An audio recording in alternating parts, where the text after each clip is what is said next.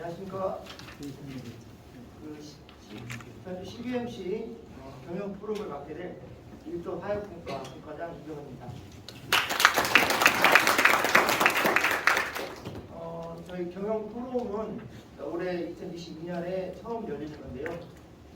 박정동 회장님이나 임원분들께서 역점 사업으로 두고 계시는 그 경영 프로그램이 잘 이렇게 진행이 돼서 CBMC의 성공에 하나의 밑거름이 될 수 있는 그런 경영 포럼이 되었으면 합니다.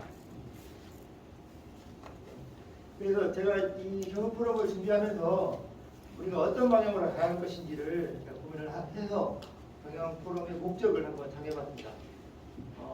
주재민 총장님, 경영 포럼의 목적 한번 읽으시면 순서를 읽으시기 바랍니다.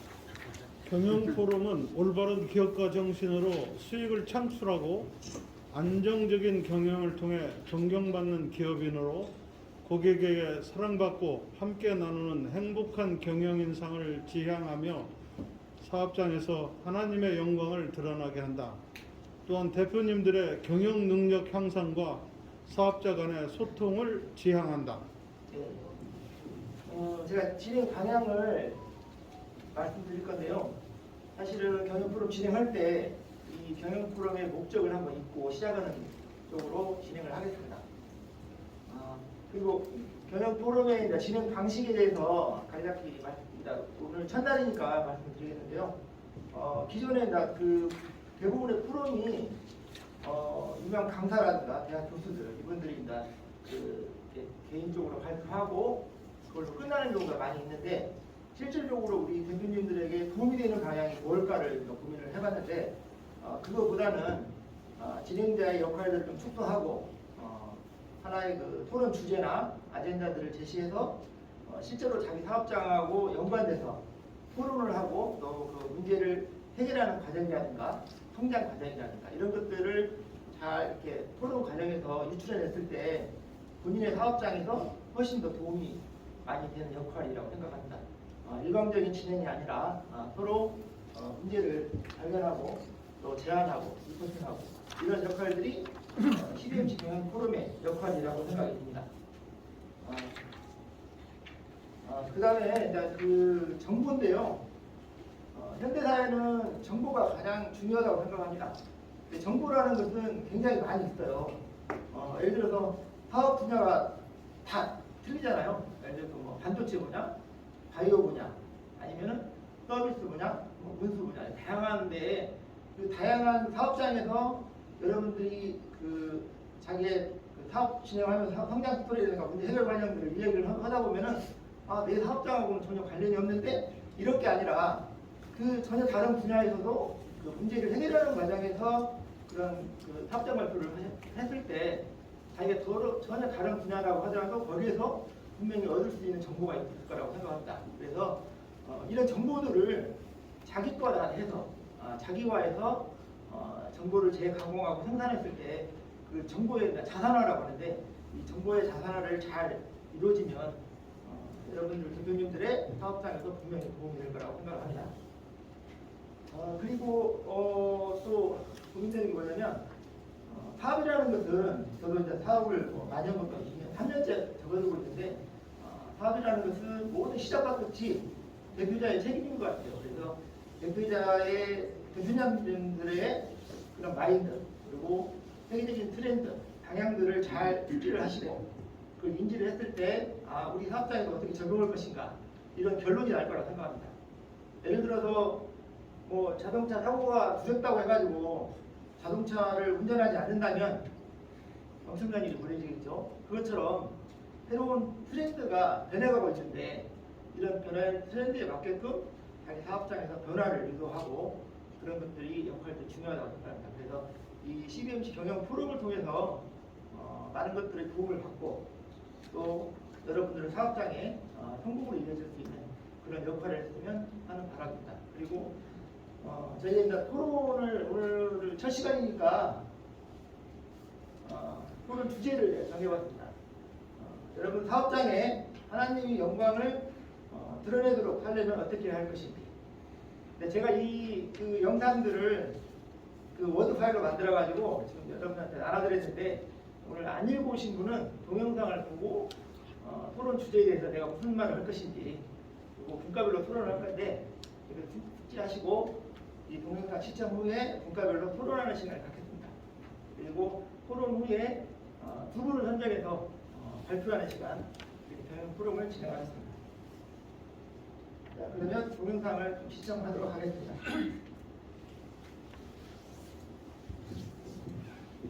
어떻게 해야 하는가? 하나님의 영광이 드러나도록 살려면 어떻게 해야 하는가? 이 질문에 대해 나는 이렇게 생각한다.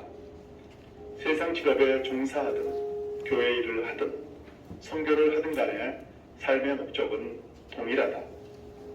즐겁게 그리스도를 높이기, 우리가 하는 모든 일을 통해 하나님이 크게 보이게 하기, 바로 이것이 우리의 목적이다. 그리스도인이 된 이후에 오직 십자가만 자랑하기에 우리의 목적은 우리가 일하는 방식을 통해 그리스도를 소중히 여기길 기뻐하는 것이다. 그러면 주님을 소중히 여기기 위해선 어떻게 해야 하는가? 6가지의 답이 있다. 첫째, 우리는 종일 일하는 중에 하나님과 즐겁게 교제함으로써 세상 직업을 통해 하나님을 소중히 여길 수 있다. 둘째, 우리는 창의성과 근면을 바탕으로 하나님을 기뻐하고 신뢰하며 높이는 계획을 세움으로써 세상 직업을 통해 하나님을 소중히 여길 수 있다.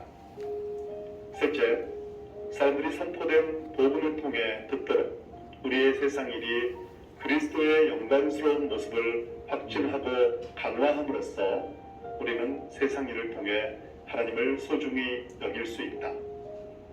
넷째, 우리는 일할 때 경제적 보상보다 유익함에 초점을 맞춘 채 다른 사람을 의지하지 않을 만큼 돈을 벌음으로써 우리의 세상 일을 통해 하나님을 소중히 여길 수 있다. 다섯째, 우리는 다른 사람들이 하나님을 기뻐하게 하는데 쓰려는 마음으로 돈을 벌음으로써 우리의 세상 일을 통해 하나님을 소중히 여길 수 있다.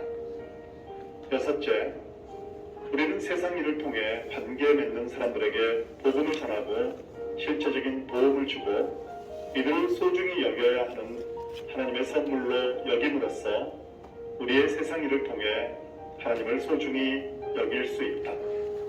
결국 어떤 일을 하느냐보다는 그 일을 대하는 우리의 마음자리가 중요하다.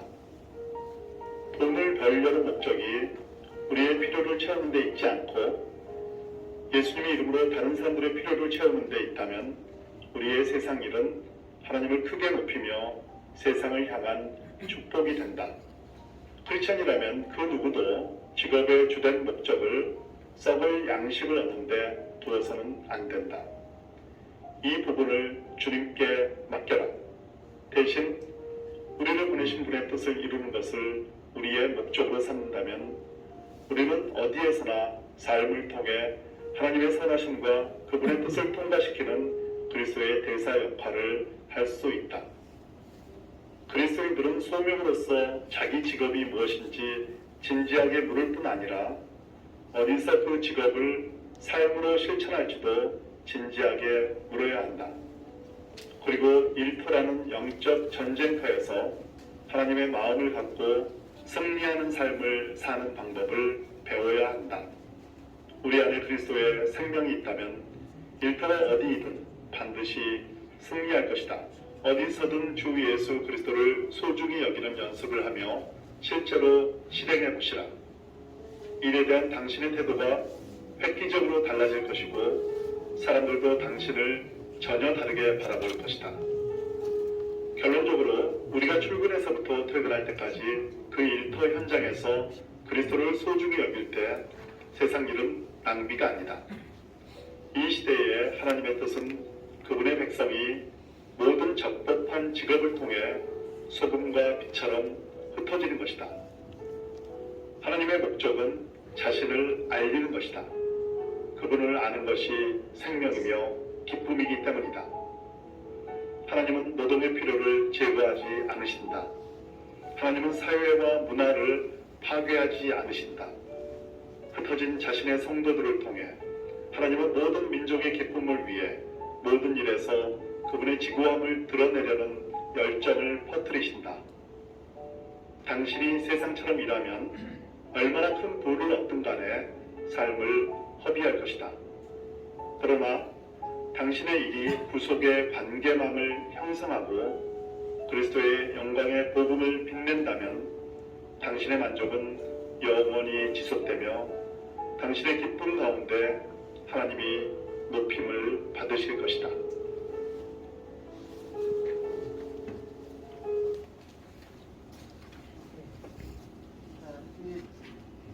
파이더 목사의 그런 동영상인데요.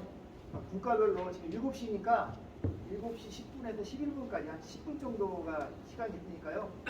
한 사람이 너무 많은 얘기를 하면 안 되고 그러니까 적당히 시간 안분해서 토론을 해주시기 바랍니다. 일터사회 국가원들은 각 그 국가에 투입되셔가지고 원만히 진행될 수 있도록 협조해 주시기 바랍니다.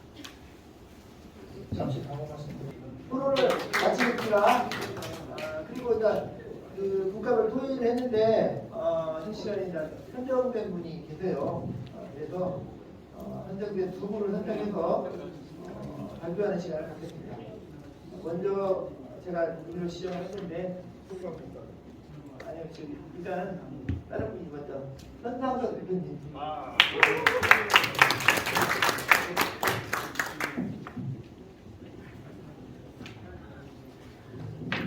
안녕하세요. 전상동입니다.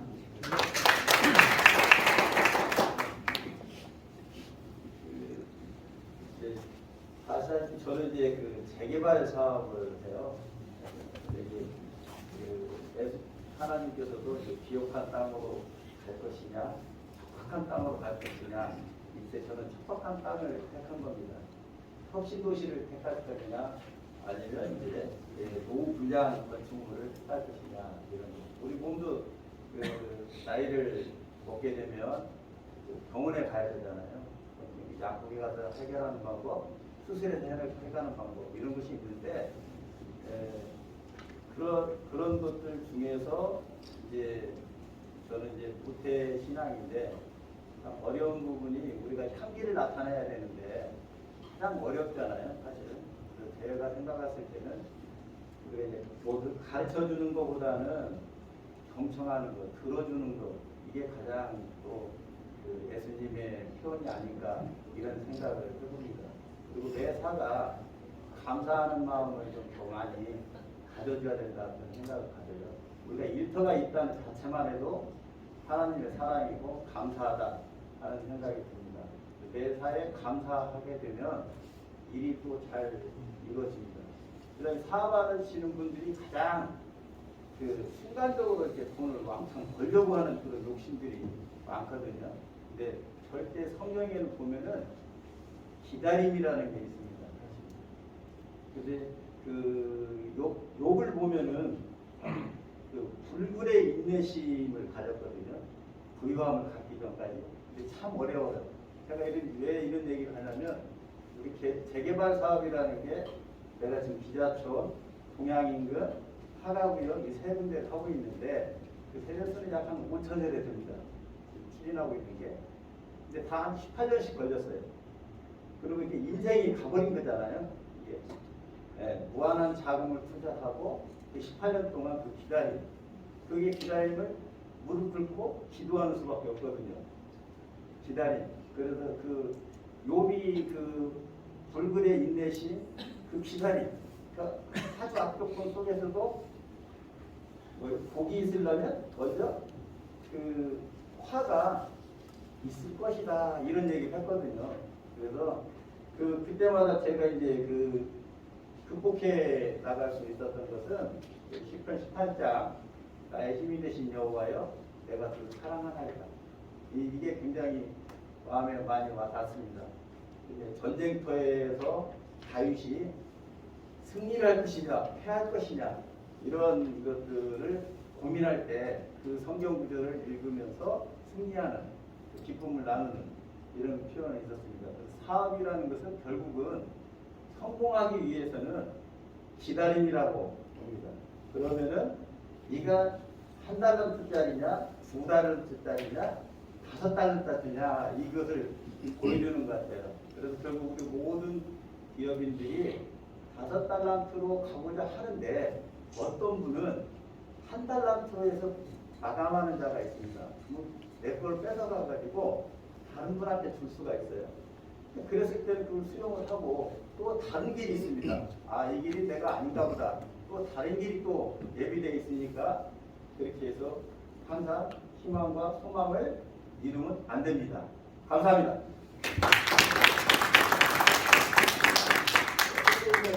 그 발표자가 있는데 하전에 먼저 정전 대표님 잠깐 인사 한번 듣고 그다음에 마지막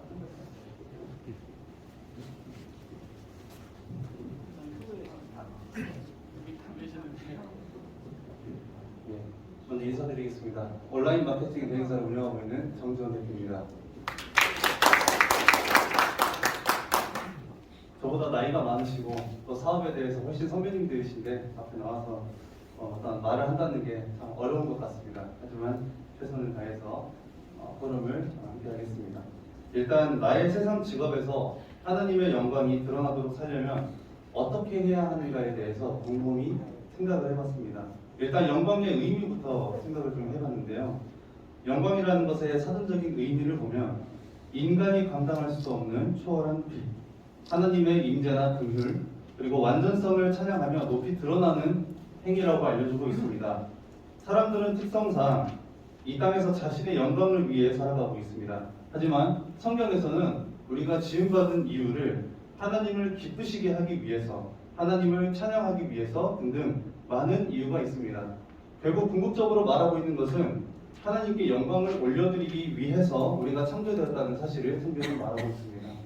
제가 삶에서 가장 가치 있게 여기는 3가지가 있습니다. 바로 첫 번째는 신앙이고요. 두 번째는 가정이고 세 번째는 직장에서의 일입니다. 일단 신앙을 통해서 하나님께 예배하고 성도 간 사랑을 표하고 또 말씀으로써 배우고 그렇게 신앙생활을 하면서 하나님께 영광을 올려드리고 있습니다. 그리고 그 다음으로 중요한 가치, 가정에서는요. 아내와 서로 사랑하면서 예배를 올려드리고 있습니다. 아내는 남편에게 대하기를 주께 하듯 하라라는 말씀을 순종하고 있고요. 저는 아내 대하기를 제 몸과 같이 하라는 하나님 말씀에 순종하면서 저희는 가정에서도 그렇게 예배하고 있습니다. 직장에서는 어떻게 하고 있을까요? 일터에서는 어떻게 영광을 올려드릴 수 있을까 생각을 해봤습니다. 일단 저는 이 사업을 하기 전에는 혁신도시에 있는 은행원이었습니다. 직장 상사의 명령과 지시에 복종하면서 주께 하듯 했습니다. 어떤 명령을 하시더라도 능히 감당할 수 있는 능력을 주님께 구했고요. 하지만 현재는 사업체의 대표가 되면은 상사가 없습니다. 사업체의 대표님들은. 그렇다 보니까 어떻게 해야 될지를 고민해봤는데 오히려 직원을 섬기고 또 고객을 섬기고 무엇보다 저는 제 사업장에서 바디 사장이고 정말 참된 CEO는 하나님이심을 인정하고 기도하는 습관을 가지고 있습니다. 때문에 사업의 성과가 좋을 때나 나쁠 때 항상 하나님께 묻고 기도하는 습관이 형성되어 가고 있는 것 같습니다. 저는 시대가 빠르게 변하고 있음을 민감하게 받아들이고 여전히 옛날 방식을 고수하다가 온라인 문명이라는 거대한 파도에 휩쓸려서 저기 저 끝에 도태되어 있는 그런 소상공인들을 보며 안타까운 마음과 불쌍한 마음을 가지고 있습니다. 그래서 짧은 지식이지만서도 주님께서 특별히 이 분야에 대해서 지혜를 주셔서 여러 기관의 강의를 다니고 있고요. 최근에는 전주시청에서 문화 거점 사업에 함께할 수 있는 초빙 강사로 추천을 해주셨고, 그 다음에 이번 달 28일부터 3월까지는 강진에서 한 달간 또 강의를 하게 됩니다. 또 4월부터 6월까지는 서청 여성 세일센터에서 참가하시는 분들 위주로 이렇게 온라인 마케팅에 대해서 강의를 하고 있는데요. 그렇게 함으로써 사업의 목적에 또 하나님의 영광을 올려드리는 것에 대해서 부합한 활동들을 하고 있는 것 같습니다. 며칠 전에는 전주 신시가지에 만성 한정식이라는 한정식집이 있어요. 그 사장님께서 저희 사무실로 오셨습니다. 그래서 코로나로 인해서 최근에 손님이 많이 떨어졌다고 깊은 고민을 표하고 계셨습니다. 저는 이런 분들을 보면요 너무 가슴이 아픕니다. 도와드려야 돼서요. 그래서 이렇듯 한 사업체에 또 한 사업체에 대한 도움을 드려가면서 지경을 넓히고 이렇게 주님께 영광을 올려드리고 있는 요즘입니다. 일단 일터에서 가장 기본적으로 하나님께 영광을 올려드릴 수 있는 방법은 이 일터에 있는 형식적인 대표는 내가 될지라도 실질적인 대표는 우리 주님이심을, 하나님이심을 인정하는 것이 아닌가 생각해 봅니다. 또 투철한 준법 정신으로 직원들에게 돈이 되어주고 사회적으로 좋은 일 많이 하면서 세상 사람들로 하여금 좋은 모습을 보여주는 것이지 않을까 또 생각해 봤습니다. 과연 저 대표님은, 저 사람은 왜 이런 상황에서 남을 용서할까? 저 직원이 저렇게 실수했는데, 저렇게 손해를 봤는데, 저렇게 고객한테 모진 말을 듣고도 왜 참으실까? 멍청한 거 아닐까? 이렇게 생각할지라도 우리가 관용을 베풀고 그렇게 해야 되는 것이 아닌가. 왜냐하면 주님께서는 우리 같은 인간들을 구원하시기 위해서 이 땅에 오셔서 모진 매를 맞으시고 숨어 억울한 그런 상황에 처하셨습니다. 그래서 그분께서 우리를 위해 그렇게 희생하셨던 것을 생각할 때 우리가 그분의 영광을 위해서 창조된 우리로서 할 수 있는 일이 무엇일까를 생각해 보면 답이 나오는 것 같습니다. 어떻게 어떠한 마음을 가지고 일을 대하고 직장에서 벌어진 일들에 대해서 생각하고 해결해 나가야 할지를 주님께서 친히 본이 되셨기 때문에 우리가 그걸 힘써 배우고 실천하면 하나님께 영광을 올려드리는 대표님들이 되지 않을까, 또 제가 되지 않을까 생각해 봤습니다. 감사합니다.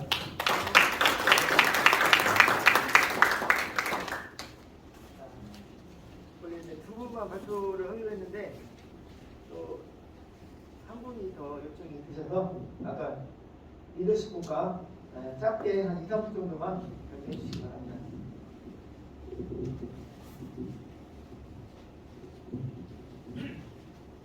안녕하세요.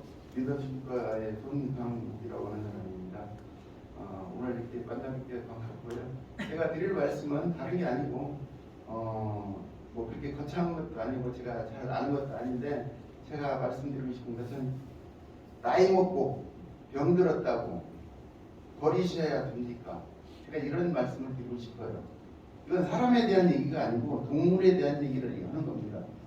우리가 반려동물이라고 그러는데, 반려라는 것은 한평생 같이 간다는 뜻이거든요. 근데 대개 우리나라 반려동물이 1,500만 정도 된대요. 근데 거기서 10% 정도가 이제 주인을 잘 만나서 조용히 가고 나머지는 다 길거리에 버려지거나 매장이 됩니다. 근데 노드길이라고 도로에 가다 보시면 차에 치여서 죽는 동물들이 엄청 많아요. 그러면 그런 걸 없애기 위해서 제가 한 5년 동안 뭐 이렇게 만들었어요. 그래서 이게 한 번 하는데 한 50만 원 정도 들어가요. 근데 제가 10만 원 정도 할 수 있게끔 이런 시설을 만들었어요. 근데 그렇게 되면 이제 많은 사람들이 알게 되겠죠. 그랬을 때 거기 CEO가 도대체 누구냐 그랬을 때 나중에 보니까 그 사람 교회 다니는 사람이더라. 그랬을 때 제가 하나님한테 조금 영광을 돌리는 일이 되지 않을까 그런 생각을 좀 하고요. 또 하나는 우리 아들놈이 어저께 설날에 왔는데 로스쿨에 지금 가고 있어요. 근데 이제 아들님이 와서 아빠 아무개 찍으세요 그러더라고요. 왜 그래 했더니 아무개가 되면 세금폭탄 맞는다고. 그래서 제가 그랬어요. 야 이 자식아, 대한민국 국민이 세금을 안 내고 어떻게, 그건 도둑놈이지. 그랬더니 야 깜짝 놀래봐. 내가 우리 아들 잘못 키웠다는 생각이 들었습니다. 그래서 다시 한번 말씀을 드리는데, 세금 내는 것은 여러분이 국가에 진짜 좋은 일 하는 겁니다. 제발 세금 내는 거 가지고 이렇게 걱정하시고 세금 내는 거 갖고 고민하시면 하나님한테 영광 안 됩니다. 잘 사는 사람이 세금을 많이 내야 어려운 사람이 잘 살 수 있거든요.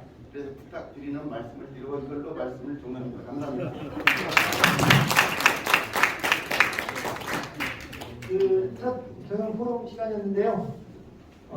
이제 다음 두 번째 경영 포럼이 제가 방향을 좀 제시해야 할 것 같아요. 그래서 사실은 신앙적인 부분도 중요하지만 비즈니스와 신앙을 어떻게 연계해서 실질적으로 대표님들이 도움될 수 있을 것인지 그 부분을 더 많이 고민하고 다음 프로그램에 더 알찬 모습으로 부탁드립니다. 감사합니다.